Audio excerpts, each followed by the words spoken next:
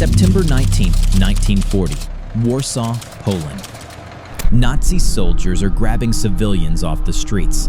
2,000 people will be arrested today. Most are running, hiding, begging to be let go. One man walks toward the soldiers. He makes eye contact. He slows down. He wants them to see him. His name is Witold Pilecki, Polish cavalry officer, husband, father of 2 kids who don't know where their daddy is going. And he's about to do something no human being has done before or since. He's going to voluntarily enter Auschwitz, not as a guard, as a prisoner. But here's what makes this story impossible to forget. He'll spend 947 days inside. He'll watch tens of thousands of people die. He'll build a secret army right under the noses of the SS. He'll smuggle out the first detailed reports of the Holocaust. He'll escape, and the world will do nothing. That's not even the worst part. The worst part is how this story ends. Because the man who survived Auschwitz, who escaped the Nazis, who fought in the Warsaw Uprising, who did everything right, won't be killed by Germans. He'll be executed by his own countrymen. Shot in the back of the head in a prison basement, his body thrown into an unmarked grave that still hasn't been found. How does a hero become an enemy of the state? Why did they need him erased from history for 40 years? And what did he know that was so dangerous? To understand why Pilecki walked into that roundup, you have to understand where he came from. He was born in 1901 in a frozen town called Oleniec, deep inside the Russian Empire, 700 miles from Poland. His family wasn't there by choice.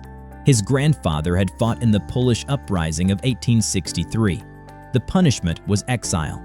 They stripped his family of everything, their land, their wealth, their future, and deported them to Siberia. Pilecki grew up hearing stories about sacrifice, about ancestors who gave everything for a country that didn't even exist anymore. Poland had been carved up by empires over a century earlier. It was a ghost nation, a memory. But in 1918, something miraculous happened. World War I ended. The empires collapsed, and Poland was reborn. Pilecki was 17. He didn't celebrate. He grabbed a rifle. Within months, he was fighting Germans in Vilnius. By 19, he was fighting Soviets trying to swallow the new nation. By 20, he had already served in 2 wars. Then came peace, and Pilecki did something unexpected. He became boring. He married a schoolteacher named Maria, had 2 kids, Andre and Zofia, ran the family farm, painted watercolors, wrote poetry. For almost 20 years, he lived a quiet life. A farmer, a father, a patriot, waiting for a call he hoped would never come. On September 1st, 1939, it came. But here's what Pilecki didn't know yet. The worst wasn't the German invasion. The worst wasn't losing his country again. The worst was what he would volunteer to do next, and the price his family would pay for his courage. Germany invaded from the west. The Soviets invaded from the east. Poland was crushed in weeks. Pilecki could have fled. Many did. Officers escaped to France, to Britain, to anywhere that wasn't occupied territory. He stayed. In Warsaw, he helped found the secret Polish army, one of the first resistance movements in Europe. They gathered intelligence, sabotaged German operations, waited for the moment to strike back. Then the rumors started. The Germans had built a camp near a town called Auschwitz. They called it Auschwitz. Polish prisoners were being sent there. Political opponents, intellectuals, resistance fighters, none of them came back. But here's what made the Polish underground nervous. They didn't know what was happening inside. Was it a prison? A work camp? Something worse? They needed someone on the inside, someone to gather intelligence, someone to organize resistance among the prisoners, someone to tell the world. The commander looked around the room. Everyone knew what this mission meant. Whoever went in might never come out. Pilecki raised his hand. Think about that for a second. He had a wife, 2 children. He was 39 years old. He had already served in 2 wars. He had every excuse to stay silent. But he understood something the others didn't. If nobody went in, the world would never know. And if the world never knew, nothing would stop it. His commanders gave him a fake identity, Tomasz Serafinski, a tanner from Warsaw. No military background, no resistance connections. On September 19, 1940, Pilecki said goodbye to his wife. He told her something strange. "Don't try to buy my freedom. Don't try to rescue me. I'm going somewhere important." She didn't understand. She wouldn't understand for years. Then he walked onto the street and let the Germans take him. What he didn't know was that the place he was going would make every war he'd ever fought look like a playground. The transport took 2 days.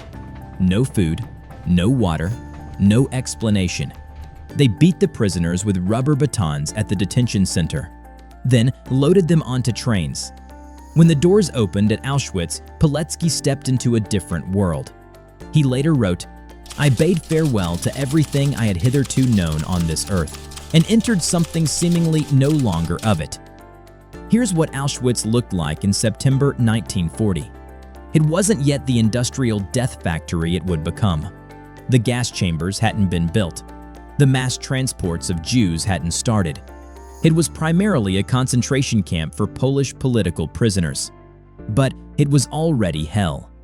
Prisoners were beaten for looking at guards, beaten for not looking at guards, beaten for walking too slow, beaten for walking too fast.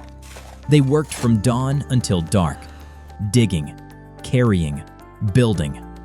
If you collapsed, you were shot. The food was barely enough to survive. Watery soup, stale bread. Enough calories to keep you alive and working, but not enough to keep you healthy. The average life expectancy was 6 weeks.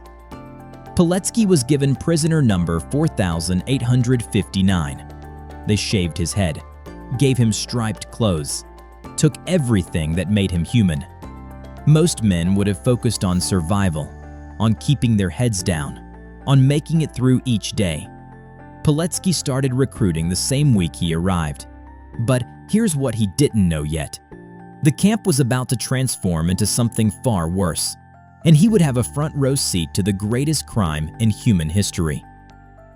Building a resistance network inside a concentration camp sounds impossible. It was. The camp was filled with informants, prisoners who traded information for food, for easier work assignments, for one more day of life. The SS watched everything. One wrong word meant execution, not just for you, for everyone connected to you. And yet, Pilecki did it anyway. His system was brilliant. He organized recruits into cells of 5. Each cell knew only its immediate contacts. If someone was caught and interrogated, they could only reveal a handful of others. The network would survive. He recruited carefully. A shared glance during roll call, a whispered conversation during work detail, a test of loyalty before any real information was shared. One wrong choice and everyone would die. By early 1941, his network had a name: ZOW, the Union of Military Organizations. Hundreds of members, spread across every part of the camp. They had men in the kitchens who diverted extra food to starving prisoners, men in the hospital who smuggled medicine and hid sick inmates from selection, men in the records office who copied transport lists, men in the warehouses who knew where weapons were stored. Each small act of resistance was a victory. Each day a prisoner survived was a defeat for the Nazis. But Pilecki's main mission wasn't sabotage. It was information. He needed to tell the outside world what was happening. He developed multiple methods. Prisoners who were released, some served fixed sentences, memorized entire reports and delivered them orally to contacts in Warsaw. Civilian workers who entered the camp were recruited as couriers. Messages were hidden in laundry, in food deliveries, in the clothing of corpses being transported for burial. One released prisoner memorized Pilecki's entire first report. He walked out of Auschwitz with the document in his head and recited it word for word to resistance contacts. By October 1940, just 1 month after arriving, Pilecki's first report reached Warsaw. Then it went to London, to the Polish government in exile, to British intelligence, to the Allies. The world was being told. But here's where the story takes a dark turn. The world didn't want to listen. Throughout 1941 and 1942, Pilecki watched Auschwitz change into something unprecedented in human history. New facilities were built at a nearby site called Birkenau, gas chambers, crematoria, buildings designed for one purpose: industrial-scale murder. The first mass transports of Jews arrived, trains pulling up to a platform, SS doctors waiting at the ramp. With a gesture of their hand, they sorted the living from the dead, left or right, work or gas chamber, life or death in a single second. The elderly went right, the sick went right, the children went right. Right meant death within hours. Most people sent to Auschwitz never became prisoners. They never received numbers. They were killed the same day they arrived. Their bodies burned, their possessions sorted and shipped to Germany. Pilecki documented everything. He learned the crematoria could burn 8,000 bodies per day. He learned the SS had developed a system for efficient murder. He learned this wasn't random cruelty. It was planned, industrial, a machine for eliminating an entire people. He sent report after report, begging for action, begging for bombs, begging for anything. The prisoners begged the Polish government, for the love of God, to bombard the camp, one report said. Should they die in the attack, it would be a relief given the conditions. Think about that. Prisoners asking to be bombed. That's how bad it was. The reports reached London. They reached Washington. They reached every Allied government. And then something happened that Pilecki never expected. Nothing. No bombs fell. No rescue mission came. No public condemnation was issued. The world's most powerful nations received proof of the greatest crime in human history. Detailed evidence from someone inside the camp itself, and they filed it away. The Allies later claimed bombing Auschwitz was too dangerous, too deep in enemy territory. The precision wasn't possible.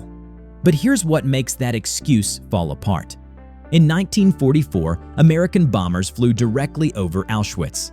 They bombed industrial targets just miles away. They had aerial photographs of the gas chambers, of the crematoria, of the trains arriving daily with thousands of victims. They saw everything. They chose not to act. An SS guard told arriving prisoners something chilling.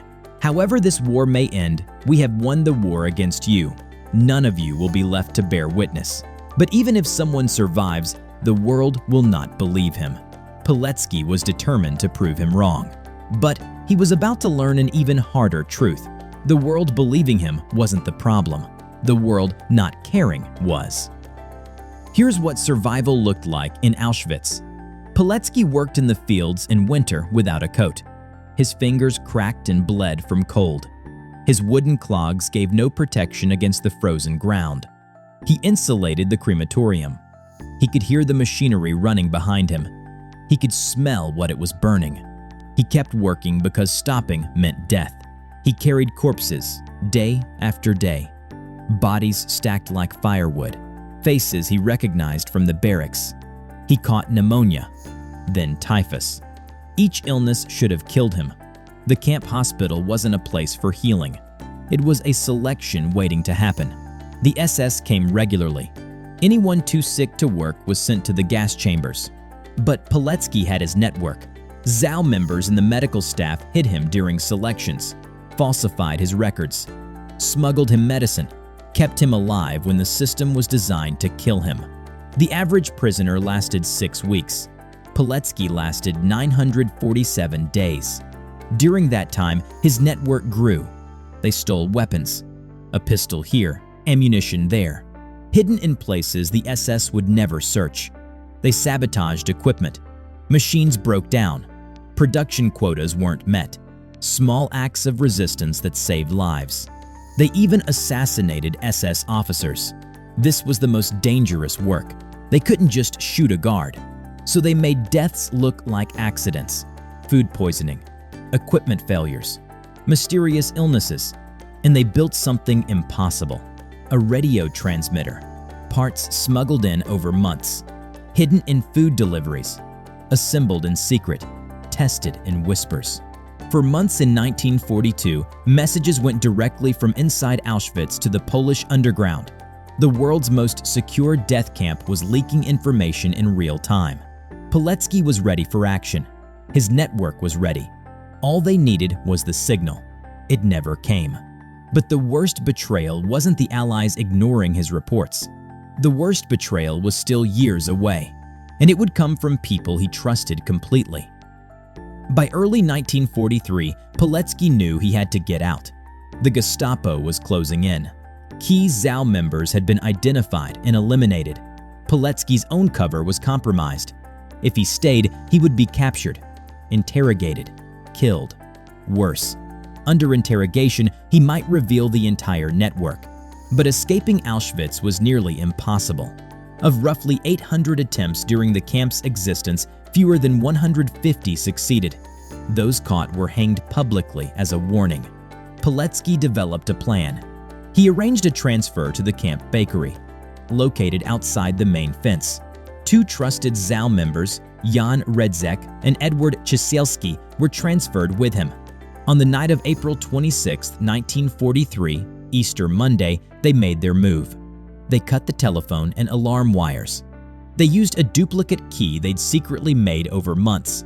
A guard confronted them. They overpowered him. Then they ran. Pilecki described it later. Shots were fired behind us. How fast we were running, it is hard to describe. We were tearing the air into rags by quick movements of our hands. They ran into darkness, crossed the Vistula River, traveled 100 kilometers through Nazi territory, moved at night, hid during day, helped by Polish civilians who risked everything to shelter them. After a week, they reached Home Army contacts. Pilecki was free. He had spent 2.5 years in hell. He had built a resistance network inside a death camp. He had smuggled out evidence of genocide. Now, he could finally convince the world to act. At least, that's what he thought. What happened next broke something inside him. August 1943, Warsaw. Pilecki walked into Home Army headquarters with everything they needed. 100 pages of detailed reports, maps of the camp, guard schedules, weapon locations, a complete plan for liberation. ZOW was ready inside, he told them. Hundreds of armed men waiting. If the Home Army attacked from outside, the prisoners would rise up. They could overwhelm the guards, destroy the murder facilities, free thousands. The commanders listened carefully. Then they said no. The attack was unrealistic, they explained. They didn't have enough troops, didn't have enough weapons. Even if they captured the camp, they couldn't evacuate the prisoners. The Germans would simply recapture it and kill everyone.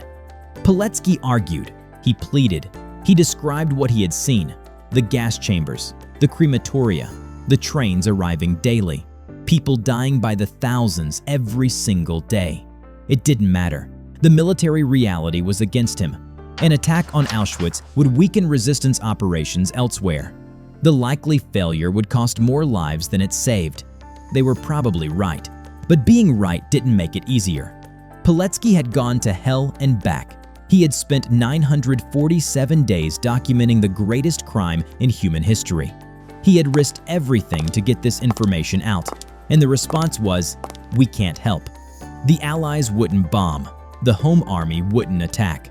The world knew exactly what was happening, and nobody would do anything about it.